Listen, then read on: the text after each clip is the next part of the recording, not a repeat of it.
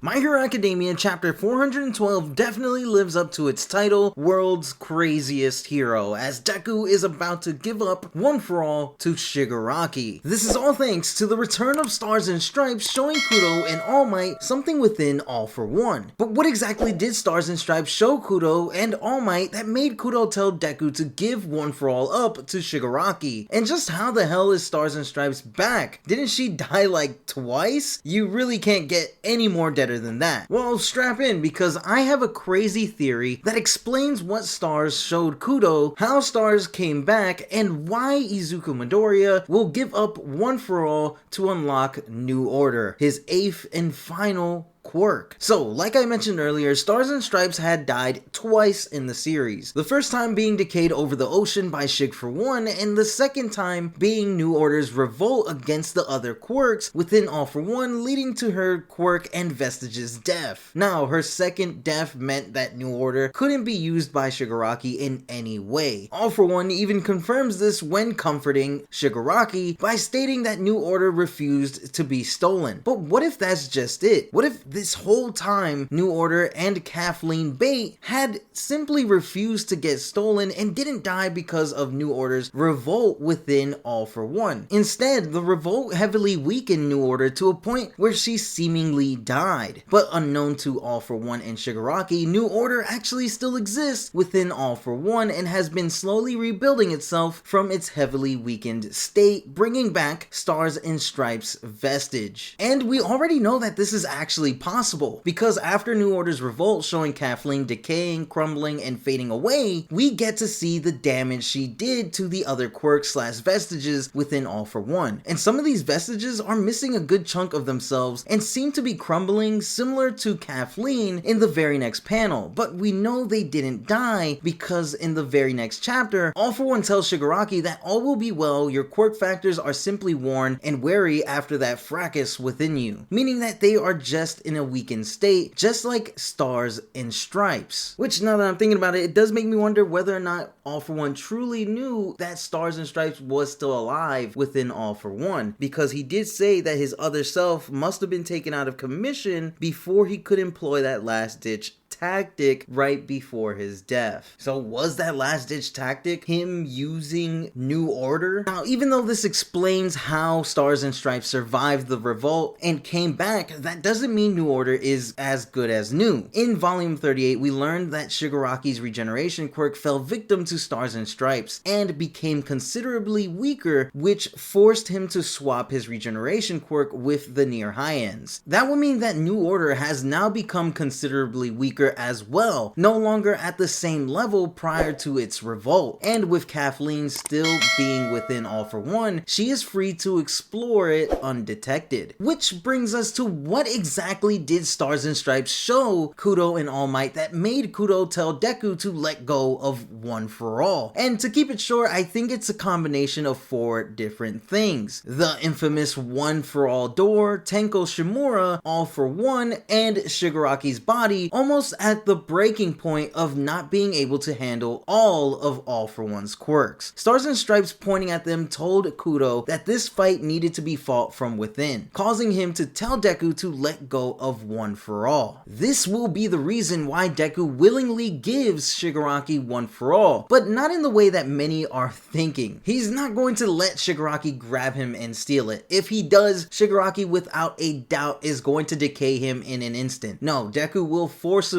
give Shigaraki one for all. Remember, All Might did say that one for all can be forcibly given to someone in the beginning of the series, so as long as Deku gets his blood into a recently inflicted wound on Shigaraki, similar to how Deku gave Bakugo one for all in the Heroes Rising movie, Deku from a safe distance should be able to give Shigaraki his quirk and avoid an instant death by decay. When the transfer happens, in the one for all world, we should see that the added power from one One For All has already taken a toll on Shigaraki's body, causing him to weaken his suppression on Tenko and the vestiges within him. Vestige, Deku, Nana Shimura, and All Might take the opportunity to save Tenko Shimura, causing the quirks within All For One to rebel against Shigaraki, weakening him and his suppression over them. Yoichi and All For One will have their final moments together, leading to an immense battle of wills between Shigaraki, All For One, Deku, Tenko, Stars and Stripes, and One For All, causing the One For All door to finally open, which would act as the One For All vestiges' way of escaping and returning back to Deku. I think it's important to note that in the Heroes Rising movie, One For All somehow was able to revert back to Deku from Bakugo because the vestiges willingly chose Deku to be its rightful successor. So the door will be how One For All returns back to Deku, but with an added bonus. Thanks to Stars and Stripes' intervention and sacrifice, and seeing that Deku was the hero she had prophesized, who would inherit the will of heroism to stand up and save others and strike down All For One, she willingly fuses what remained of her and New Order into the core of One For All, giving New Order a significant power boost compared to what it was in All For One. With One For All finally back in its rightful place alongside Deku, Deku will have unlocked New Order, Deku's 8th and final quirk. Izuku will then create a New Order suppressing Shigaraki and fully freeing Tenko Shimura. Now, of course, this is all just a theory, but this is how I believe Stars and Stripes returned and what she showed Kudo and All Might that led to Kudo to tell Deku to let go of One For All, and why it would lead to Deku inheriting Stars and Stripes' quirk, New Order. Let me know your thoughts on the theory in the comment section below, as well as letting me know the theories you came up with for why and how Stars and Stripes returned. If you liked the video, then be sure to Detroit smash that like button down below, and if you're new, consider subscribing to the Kiyoki channel for more My Hero Academia content. And I'll see you all in the next one. Peace.